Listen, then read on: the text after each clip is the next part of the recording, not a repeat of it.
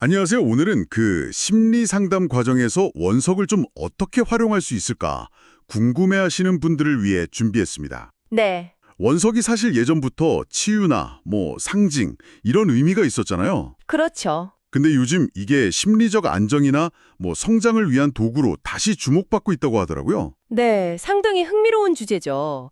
오늘은 근데 원석 자체의 어떤 형이상학적 에너지 이런 걸 말하려는 건 아니고요. 아, 그 자체의 힘보다는요? 네, 그보다는 심리상담이라는 좀 전문적인 틀 안에서 이 원석이 어떻게 심리적인 도구로 쓰일 수 있는지 아하, 그 심리학적인 원리에 좀 더 초점을 맞춰보려고 해요. 과학적인 시각도 보고 또 사용자 경험도 같이 보면서요. 네. 이게 상담 과정에서 당신의 어떤 자기 이해나 정서 조절에 실질적으로 어떻게 도움을 줄 수 있을지 좀 구체적으로 파헤쳐보죠. 좋습니다. 그럼 역시 많은 분들이 제일 궁금해하실 것 같은데 과학적인 관점부터 좀 짚어볼까요? 네네. 자료들에 보니까 공통적으로 원석의 그 치유 에너지, 여기에 대한 과학적 증거는 좀 부족하다 이런 지적이 있더라고요. 네, 그 부분은 좀 명확히 할 필요가 있어요. 엄밀히 말하면 과학적인 연구로는 원석 자체의 어떤 특별한 치유 에너지가 입증된 건 아니고요. 아, 그렇군요. 네, 그래서 유사과학으로 분류되기도 하죠. 근데 중요한 건 뭐냐면 네. 많은 분들이 실제로 원석을 쓰면서 스트레스가 준다거나 아니면 마음이 편안해졌다거나 하는 그런 긍정적인 경험을 한다는 거예요. 아, 경험 자체는 있다는 거네요. 그렇죠. 이건 이제 심리학적으로 보면 플라시보 효과, 그러니까 긍정적인 기대나 믿음 같은 거요. 아, 플라시보일까요? 네, 그리고 또 원석을 직접 고르고 만지고 하는 그 행위 자체가 주는 어떤 심리적인 안정감, 이런 걸로 충분히 설명이 가능하거든요. 그러니까 핵심은 원석 자체의 어떤 신비한 힘 이런 거라기보다는 당신이 그 원석이랑 상호작용하면서 만들어내는 의미 그리고 경험 거기에 있는 거죠. 그렇군요. 결국 그걸 사용하는 사람의 경험과 의미 부여가 더 중요하다. 이런 말씀이시네요. 맞습니다. 그럼 상담에서 원석이 구체적으로 어떤 심리적인 역할을 할 수 있을까요?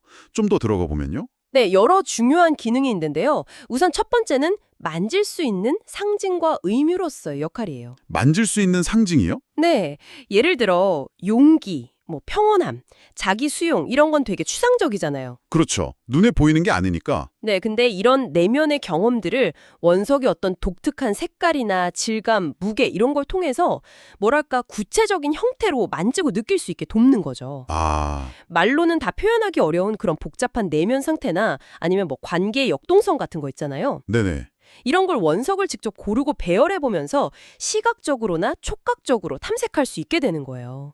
예로 들면 로즈쿼츠를 보면서 자기애를 떠올린다거나 아하. 아니면 여러 돌들을 이렇게 놓아보면서 가족관계의 패턴을 한번 눈으로 본다거나. 와, 진짜 마음속에 있는 걸 뭔가 손에 잡히는 형태로 꺼내보는 그런 느낌이겠네요. 네, 맞아요. 그런 효과죠. 그럼 혹시 좀 불안하거나 감정에 확 휩쓸릴 때, 그럴 때 도움이 되는 기능도 있을까요? 바로 그 지점이 중요한데요. 그게 마음 챙김과 현실 접지 기능이에요. 마음 챙김이랑 현실 접지요. 그라운딩. 네, 갑자기 막 불안해지거나 혼란스러울 때 있잖아요. 있죠. 그럴 때 손 안에 있는 원석의 어떤 무게감, 아니면 차가움, 매끄러운 감쪽 같은 거, 이런 물리적인 감각에 의식적으로 주의를 딱 기울여 보는 거예요. 아, 감각이에요. 네, 이 아주 단순한 행위가 막 흩어지는 생각을 현재 순간으로 다시 데려오고 그 압도적인 감정에서 잠깐 한 발짝 물러서서 안정감을 찾는데 꽤 효과적일 수 있어요. 오, 명상할 때 호흡 대신에 원석의 그 감각에 집중하는 다치로 삼을 수도 있고요. 네. 아니면 그냥 일상에서 주머니 속 원석을 이렇게 만지면서 아, 지금 여기에 있자 하고 마음 챙김을 연습하는 그런 신호로 쓸 수도 있고요. 감각을 통해서 현재로 돌아오게 하는 도구군요. 신기하네요. 네, 그렇죠. 그럼 감정을 다루는 데 있어서 또 다른 역할도 있을까요? 예를 들면 감정을 좀 더 명확하게 알거나 조절하는 데로 도움이 될 수 있나요? 네, 그 역할도 아주 중요합니다. 바로 정서 탐색 및 조절의 촉매 역할인데요. 정서 탐색의 촉매요? 네, 어떤 특정 원석의 상징적인 의미나 색깔, 아니면 그 원석이랑 관련된 개인적인 기억 같은 게 있을 수 있잖아요. 그럴 수 있죠. 그런 게 약간 묻혀있던 감정을 자극하거나 아니면 좀 모호했던 감정에 이름을 붙이도록 도와줄 수가 있어요. 아, 감정을 명료화하는 거군요. 네, 거기서 더 나아가면 당신이 느끼는 좀 어려운 감정들, 뭐 분노나 슬픔 같은 거요. 네. 이런 걸 특정 원석에 담아서 표현해 보는 거예요. 이걸 심리학에서는 외현화라고 하는데요. 외현화요? 네, 마치 내담자가 자기 감정을 좀 안전한 거리에서 바라보듯이 객관적으로 탐색하고 다루는 그 과정을 촉진할 수 있는 거죠. 이렇게 하면 감정에 확 압도되지 않고 스스로 조절하는 힘을 기르는 데 도움이 될 수 있고요. 뭐 자기 진정, 셀프 소싱 도구로 쓰일 가능성도 있고요. 와, 흥미롭네요. 그냥 지니는 걸 넘어서 감정을 구체화하고 다루는 도구가 될 수 있다는 거군요. 그렇죠. 비언어적인 방법으로요. 마지막으로 하나 더 여쭤볼게요. 의도나 믿음을 활용하는 측면도 있다고 하셨는데 이건 어떤 건가요? 아, 네. 그건 이제 의식, 의도 설정, 믿음의 활용 측면인데요. 의식, 의도, 믿음. 네.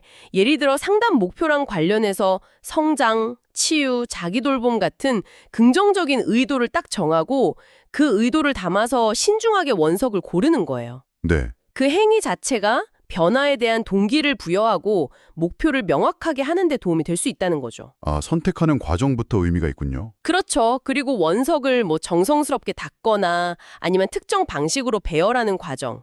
이게 하나의 의미 있는 의식처럼 되어서 어떤 통제감이나 안정감을 줄 수도 있고요. 물론 원석에 대해서 당신이 갖고 있는 긍정적인 믿음이나 기대감 있잖아요.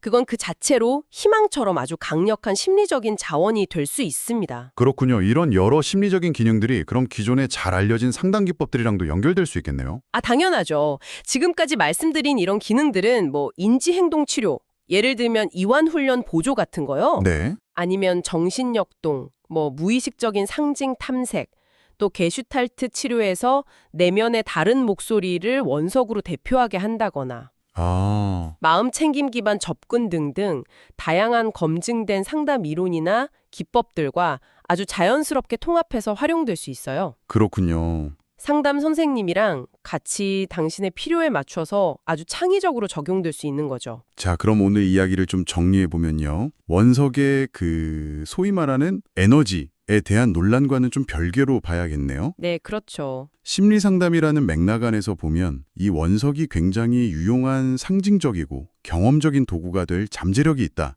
이렇게 볼 수 있겠네요. 맞습니다. 중요한 건 원석 자체의 어떤 마법적인 힘, 이게 아니라 상담 관계 안에서 당신의 주관적인 경험과 의미 부여, 이걸 통해서 심리적인 탐색과 성장을 촉진하는 데 그 핵심이 있다는 거고요. 정확하게 짚으셨네요.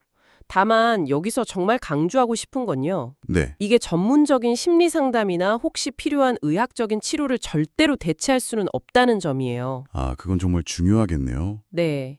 어디까지나 보완적인 도구로 좀 신중하게 고려되어야 하는 부분입니다. 네, 꼭 명심해야 할 부분이네요. 그럼 마지막으로 당신께 이런 질문을 던지면서 오늘 이야기를 마무리할까 합니다. 네? 이런 구체적인 기법들을 넘어서서요. 우리 인간은 왜 이렇게 오래전부터 돌과 같은 자연물과 이렇게 특별한 관계를 맺어왔을까요? 어쩌면 이게 우리 자신의 그 복잡한 내면 풍경을 이해하고 또 이 세상 속에서 어떤 의미를 찾고자 하는 그런 깊은 인간적인 필요를 반영하는 건 아닐까요?